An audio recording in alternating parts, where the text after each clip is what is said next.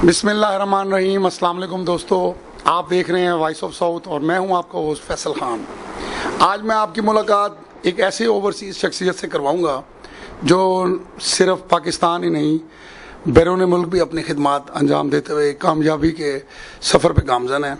अब यासिर टिप्पू खान साहब, अस्सलाम वालेकुम खान साहब, कैसे हैं खान साहब आप? अल्लाह का शुक्र, आप सुनाएं फैसल? बस अल्लाह का शुक्र है जी। खान साहब, आप अपने बारे में जो है ना अपना तारुफ कराएं और अपनी तालीमी कैरियर के बारे में जैसे कुछ बताएं। फैसल यार, मैं इनिशियली तो मैंने एजुकेशन जो है यहाँ मुल्तान से मैंने फेडरल पब्लिक स्कूल से ली। उसके बाद फिर मैंने ग्रेजुएशन बोसन रोड कॉलेज से किया। उसके बाद मैं कुछ अरसा ज़राअत से मुंसलिक रहा और मैं काश्तकारी से मुंसलिक रहा, एक जो फैमिली के फार्म से उनको मैनेज करने में। उसके बाद मुझे अपॉर्चुनिटी मिली और अमेरिका जाने का मेरा इत्तफाक हुआ। तो वहाँ जाके मैंने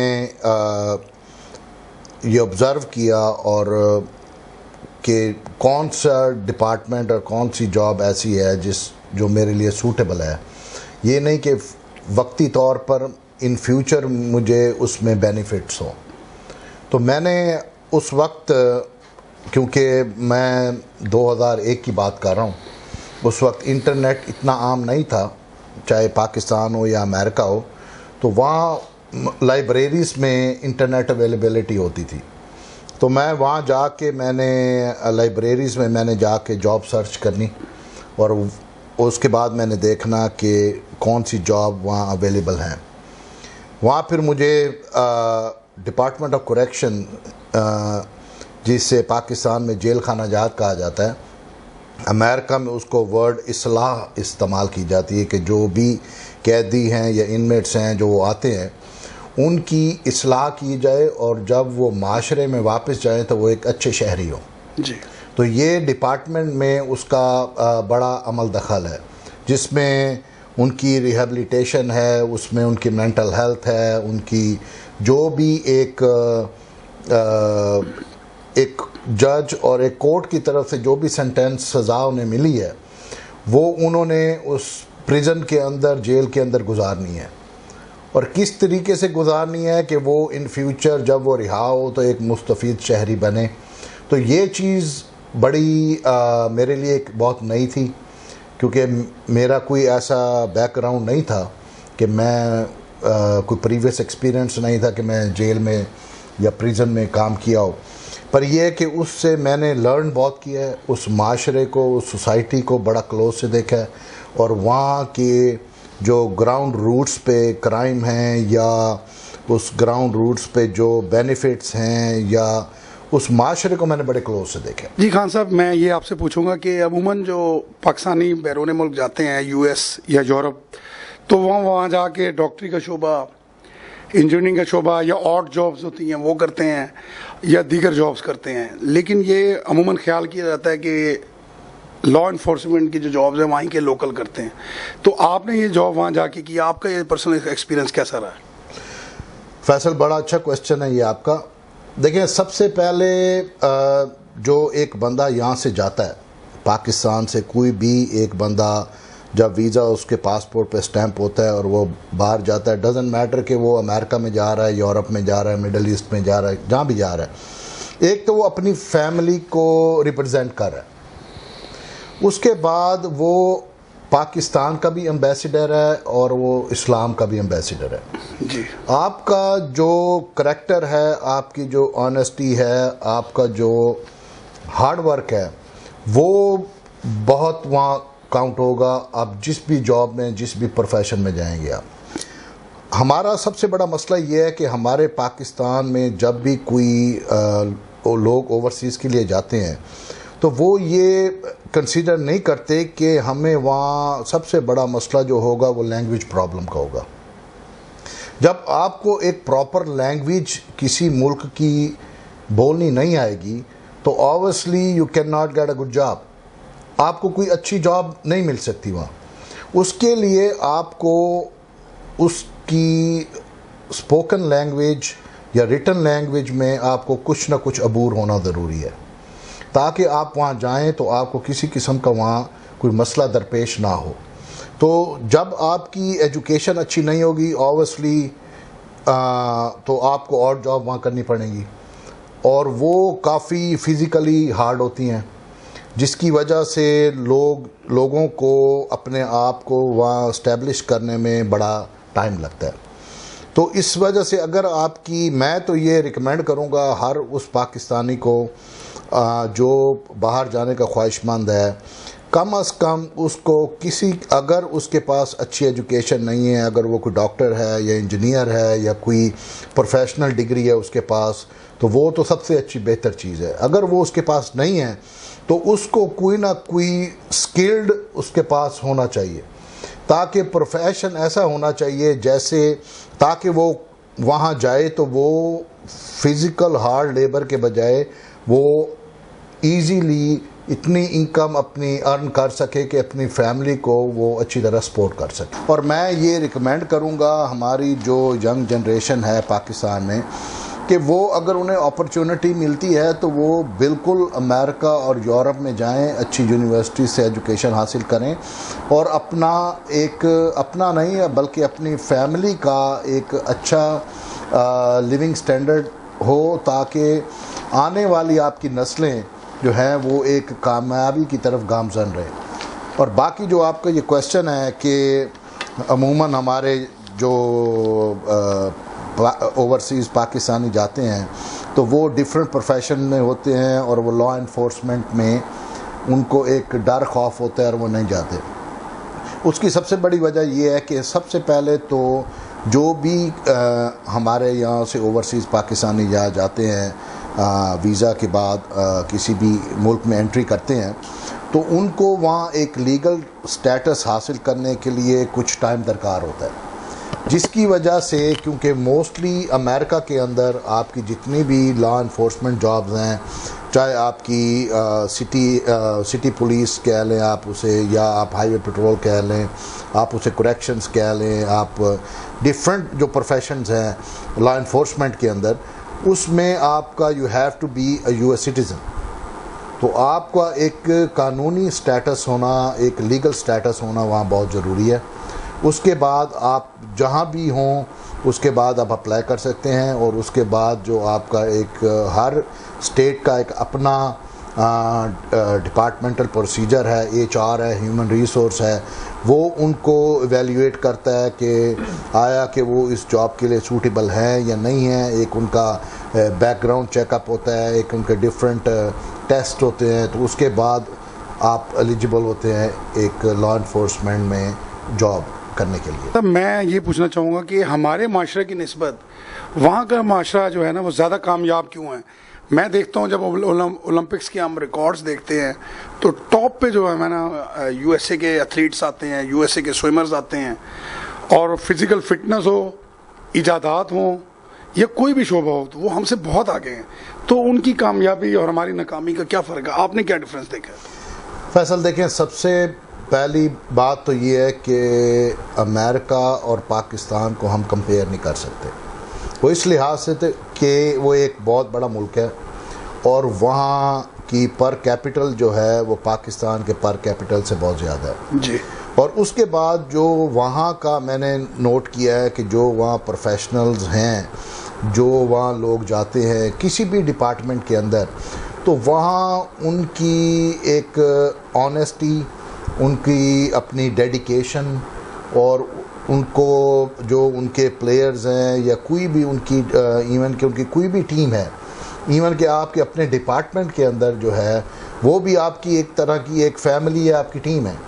आपको उनको मोटिवेट करना है, आपको उनको बूस्ट करना है, जो भी करना है उसके लिए आपका अपने उस डिपार्टमेंट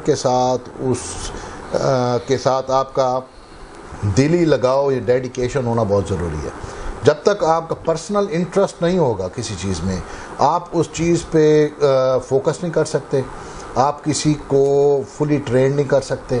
तो ये बड़ा ज़रूरी है कि हमारा एक हार्ड वर्किंग और दूसरी जो है जो फैसिलिटीज़ जो हैं वो प्रोवाइड होनी चाहिए, ताकि एक इंटरनेशनल स्टैंडर्ड पे कि जब पाकिस्तान के एथलीट्स को और अमेरिका के एथलीट्स को आप कंपेयर करते हैं तो वहाँ जो अपॉर्चुनिटीज़ हैं वो शायद पाकिस्तान में ना हो, जिसकी वजह फंडिंग है, जिसकी वजह एजुकेशन है कि हमारा एक अच्छा एथलीट्स जो है वो बाहर जाने से हेजिटेट करता है क्योंकि हमारे पाकिस्तान के अंदर लैंग्वेज इंग्लिश लैंग्वेज पे तवज्जो नहीं दी जाती, जिसकी वजह से हमारा बाहर जाने वाला, चाहे वो ओवरसीज़ पाकिस्तानी है, वो प्लेयर्स हैं, जो भी है, वो उनको एक हेजिटेशन होती है बाहर जाने में। जी खान साहब, मैं क्योंकि आपको पर्सनली भी जानता हूँ, तो आप माशाल्लाह नमाज रोज़े के और पाबंद हैं माशाल्लाह।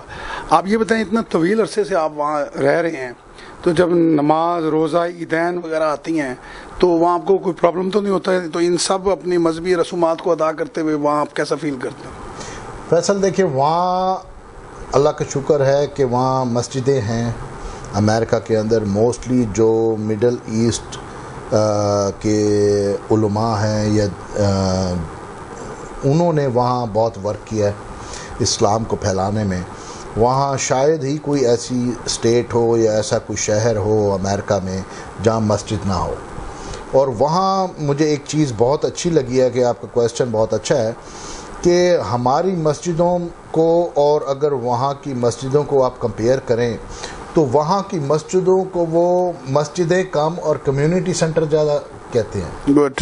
क्योंकि उसमें आपकी बच्चों की एक्टिविटीज़ हैं, कोई अगर कोई शादी फंक्शन है, अगर किसी बंदों को कोई अपॉर्चुनिटी नहीं है कि वो कोई मैरिज हॉल या कोई चीज़ अफोर्ड कर सकें, तो वो मस्जिद के जो हॉल्स हैं उनको वो एज अ कम्युनिटी सेंटर में उनको अपॉर्चुनिटीज़ हैं, वो अपने बच्चों की शादियां वहाँ कर सकते हैं। Very good. और वो एक मस्जिद को अपना दूसरा घर समझते हैं वहाँ के जो मुसलमान हैं, जिसकी वजह से एक इस्लाम बहुत तेज़ी से फैल रहा है। और दूसरा, वहाँ के जो मुस्लिम कम्युनिटी है अमेरिका के अंदर, उनका मस्जिदों के साथ लगाव भी बहुत ज़्यादा है। उसकी सबसे बड़ी वजह यही है कि वो कोशिश करते हैं कि जी आफ्टर आवर 5 या 6 बजे के बाद अपने बच्चों को मस्जिदों में लेके जाएं, एटलीस्ट एक नमाज वहाँ बाजमात वो बच्चों के साथ अदा करें ताकि उनको मस्जिदों की इस्लाम की या उनका नॉलेज हो। आप माशाल्लाह पाकिस्तान में मिसाली काश्तकार भी हैं और यहाँ काश्तकारी को भी अपना टाइम देते हैं और माशाल्लाह अच्छी पैदावार भी लेते हैं अपनी फसलों की। तो आप ये देखें कि यहाँ की जो काश्तकारी है, और पाकिस्तान को कहा जाता है कि जी पाकिस्तान का 70% जो है लोग काश्तकारी से मुंसलिक हैं, यहाँ से की काश्तकारी और जो अमेरिका की जदीद काश्तकारी है वो भी आपकी निगाह से ज़रूर गुजरी होगी। तो ये आप कैसे कंपैरिजन करेंगे या इस बारे में आपका क्या ख्याल है?